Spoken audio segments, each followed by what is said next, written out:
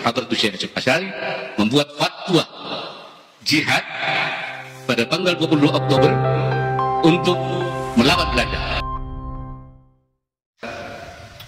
Seperti saya kembali setelah melepaskan tugas dari Presiden, kembali ke habitat saya, ke lingkungan saya, kepada kiai, para asatidz, dan saya ingin kembali dalam rangka hari ini untuk pertama kali saya sudah jadi wakil presiden berkumpul dengan para kiai semua itu.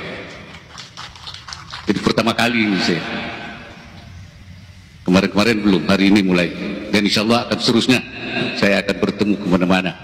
Saya mengajak kita semua ingin mengembalikan peran sentral para kiai. Saya nyebutnya sentralitas kiai. Kenapa? Karena sentralitas kiai sudah mulai kurang. Dulu semua apa-apa itu kepada kiai. Mau dagang juga datang ke kiai, betul. Mau nikah datang ke kiai. Mau usaha datang kiai.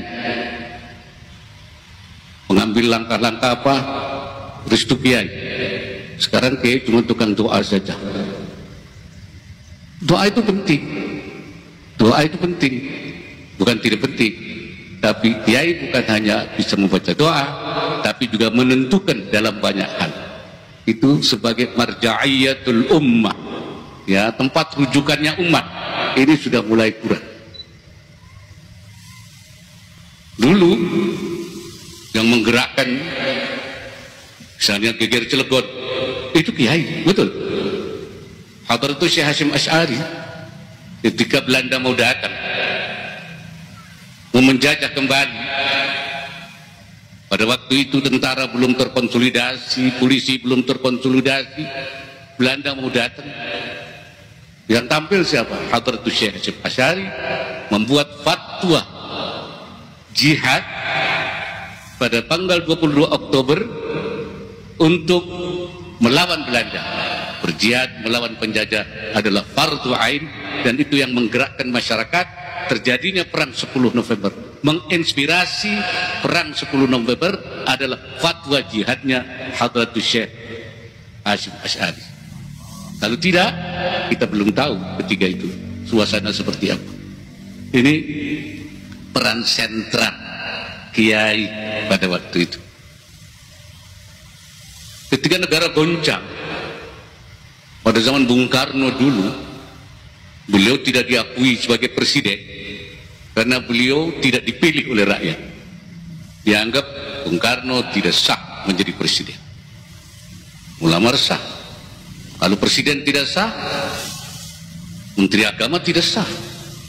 Menteri agama tidak sah, naib kepala KUA tidak sah.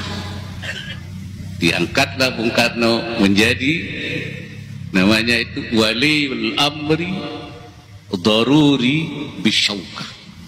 Nah, itu kiai itu pinternya begitu. Jadi supaya sah ditauliyah, namanya diangkat oleh para kiai, namanya waliul amri. Waliul amri sudah sah. Bisyaukah dalam fikih adanya zu syaukatin. Zu syaukatin itu punya kekuasaan. Bung Karno sebenarnya tidak, yang punya kekuasaan tentara, tapi tentara mendukung Bung Karno. Maka itu kalimatnya dirubah oleh para ulama dari bisyaukah, dari du syaukatin, tapi dengan bisyaukah, artinya ditopang oleh kekuasaan. Akhirnya Bung Karno jadi presiden sah, menteri agamanya sah, KUA-nya sah, kawinnya sah. Kalau enggak ada yang sah semua itu. Itu namanya makharij fiqhiyah menjadi makharij wataniyah. Ya, solusi fikih menjadi solusi kenegaraan dan kebangsaan. Ini peran sentral ulama terus berjalan. Belakangan mulai kurang, mulai ulama tidak punya peran. Ini harus dikembalikan. Ya, harus kita berikan sentralitas kiai, peran sentral kiai. Ada beberapa hal yang mesti kita betulkan. Pertama, antara kiai kurang ada saling terhubung, kurang ittisal, masing-masing sekarang kiai sendiri-sendiri, fardi, betul, sendiri-sendiri, masing-masing enggak terhubung satu sama lain.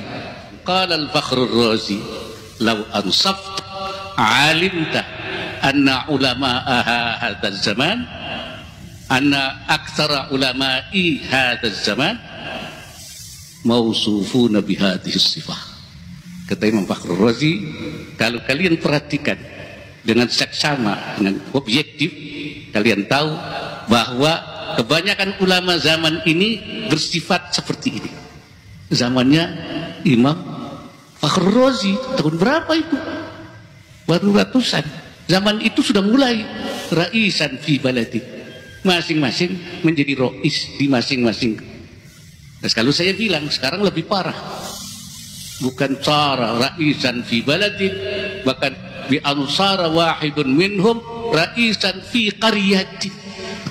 Sekarang banyak di antara ulama itu bukan rais di balad, tapi di kampung-kampung, di kabupaten-kabupaten, di kecamatan-kecamatan, sendiri-sendiri, tidak terhubung, tidak muttasil bainal ulama, tidak ada bahasa kerennya itu, tidak ada konektivitas. Nah, bahasanya Pak Gubernur ya, tidak ada konektivitas antar ulama, masing-masing mengambil pendapatnya sendiri, berijtihad sendiri, mengambil sikap sendiri, ghairu muttasil bainal ulama.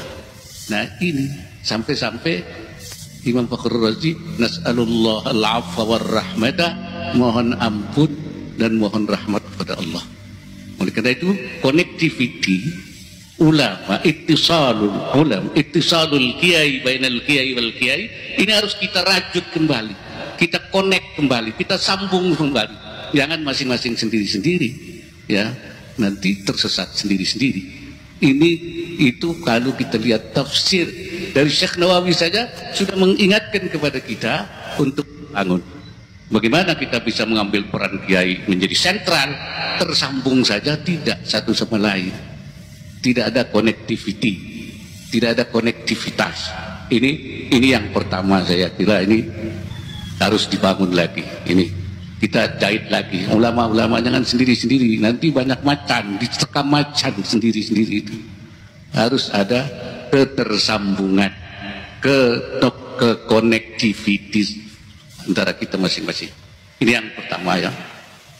Yang kedua yang harus dibangun itu sumudul kiai, sumud, ketangguhan. Harus tangguh kiai ini, jangan tidak tangguh, jangan goyah. Ya, bahasanya, kalau bahasanya Pak Gubernur itu namanya resiliensi. Kiai harus memiliki sumud, resiliensi, ketangguhan. Kalau tangguh ini bahaya, ya, tidak akan menjadi sentral lagi, nggak tangguh.